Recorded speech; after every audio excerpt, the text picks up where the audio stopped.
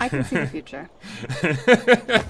He was in the Amazon with my mom when she was researching spiders right before she died. Oh my goodness, I don't think I've had this much fun at the cinema in years. Truly, Madam Web is a movie in a category all of its own. A film that defies any kind of conventional analysis and laughs in the face of mere mortals who attempt to understand its genius. Even Chris Stuckman was so confounded by it that he couldn't bring himself to make an actual review, and instead spent 16 minutes and 10 seconds talking about how much he didn't want to talk about the movie, which definitely makes sense as far as I'm concerned. Anyway, lucky for you guys that I'm neither Chris Stuckman nor a mere mortal constrained by the limitations of the flesh. So strap in, dear viewer, because it's reviewing time. Now, it's a well-known fact that superhero movies have never been more popular than they are right now, which is why we've got so many all-time classics coming our way this year, like Venom 3 and Kraven the Hunter.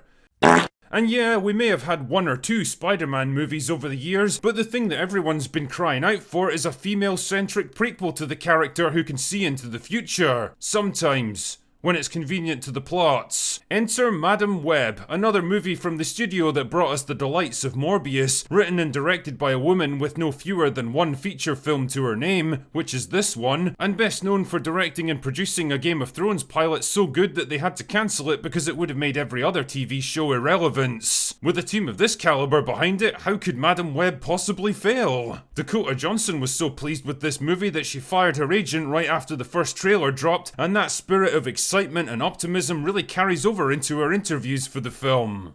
I just loved that it was about a young woman whose power is her mind, and I thought that that was really important and inspiring. You don't have to know anything about anything at all to watch this movie. Anyway, on with the review. So Madam Web kicks off in the Amazon rainforest in the early 1970s with a research team led by a heavily pregnant Constance Webb, because she's into spiders, you see, and trekking through a tropical jungle populated by all manner of highly toxic plants and animals while heavily pregnant is definitely a smart move. I haven't seen this degree of logic and realism since The Last of Us Part 2. So she finds the magical bullshit spider she's looking for, but oh no, she gets betrayed by her assistant Ezekiel, who kills the entire team and shoots Constance and leaves her to die, and then runs away with the spider research. Which is an interesting move when you think about it, because I'm pretty sure there's more than enough spiders for everyone, and returning home as the only survivor of his team would almost certainly result in a massive search operation, media coverage, and lots of questions and attention that he totally wouldn't want, but whatever. Luckily for Constance though, a bunch of spider people conveniently show up and help her to deliver baby Cassandra. Wow, that was lucky. But then her luck unfortunately runs out and she dies. Almost like she's served her purpose within the story. Flash forward to 2003 and Cassandra is now working as a paramedic in New York alongside Uncle Ben. Now, you might have a few questions at this point in the story, like, how exactly did Cassandra get back to America? What did her upbringing look like? How did an uncontacted tribe of spider people know to get her to an American embassy? Well, if those are the first questions that pop into your head, then clearly you're not appreciating the genius of this film and you need to do better. Anyway, Cassie's out on a job one day when she has a near-death experience and learns that she can see a short way into the future. Cool! Meanwhile, Ezekiel starts having dreams about 3 spider women that are out to kill him. Now, I can totally relate to this one because I've had dreams about women in Spider-Man outfits too, but let's just say they weren't trying to kill me.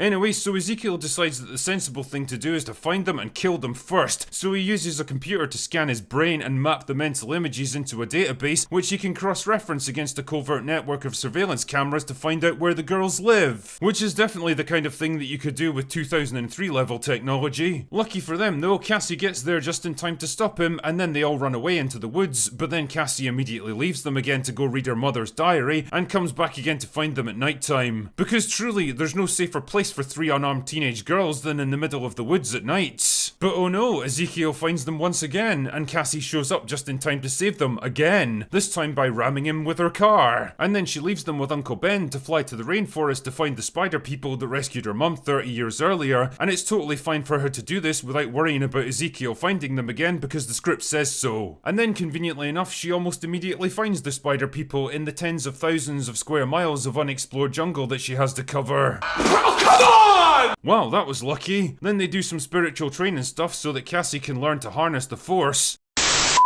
I mean the web of life, and become the girl boss that she was always destined to be. But oh no, Uncle Ben's wife goes into labour, which I'm reliably informed that heavily pregnant women are prone to doing, so he has to take her to the hospital along with the 3 girls so that the rest of the plot can happen. And of course, Ezekiel finds them almost immediately and attacks them, but luckily Cassie shows up again to save the day. Now, considering the last time she took him out by driving a vehicle into him at high speed, how exactly do you imagine she's gonna stop him this time? That's right, by driving another vehicle into him at high speed. Because if it ain't broke, don't fix it, I guess. Then they lure him into a fireworks factory, which is conveniently nearby, and have a fight with lots of explosions, and then he dies when a giant Pepsi sign falls onto him.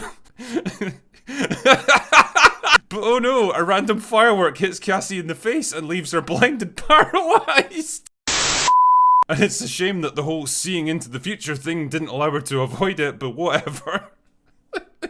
So then the film ends with Peter Parker getting born, even though the film can't actually say his name for licensing purposes, and Cassie promises to train the other Spider-Women to become the next generation of girl bosses. Now this is all excellent stuff, but the question on your mind is probably, when do we get to see Sydney Sweeney in a skin-tight Spider-Woman costume? The answer, of course, dear viewer, is never. Fuck. That's the true genius of this movie, you see. Not giving you what you want or what you need, but what you never realised you wanted in the first place. A bunch of mid-20s actresses pretending to be annoying teenagers who need to be babysat through the entire movie and never really get to do anything significant. In fact, this movie subverted my expectations in almost every way imaginable, from the schizophrenic cinematography that looks like the DP was having a stroke midway through production, to the dialogue that ranges from absurd exposition dumps to redundant recaps of stuff that's already happened, to the nonsensical editing that genuinely made me question what was even supposed to be happening. And yes, the film could probably have wasted valuable time exploring ideas like the inherent tragedy of knowing the future but being unable to prevent it, and juxtaposing that knowledge against the enormous personal sacrifice required for the protagonist to fulfill her destiny so that she can ultimately help 3 young women to fulfill theirs, but instead it chose to focus on more important concepts like spider people and product placements. There's just so many layers of mystery and meaning to peel back with this film that Stanley Kubrick would have been green with envy if he was around today. And it really does go to show that taking a writing and directing team with no relevant experience and no actual accomplishments to their names and putting them in charge of a $100 million superhero movie really can pay dividends. And honestly, if this is the level of quality we can expect from Sony going forward, then the future truly is bright for the Venomverse. Anyway, that's all I've got for today. Go away now.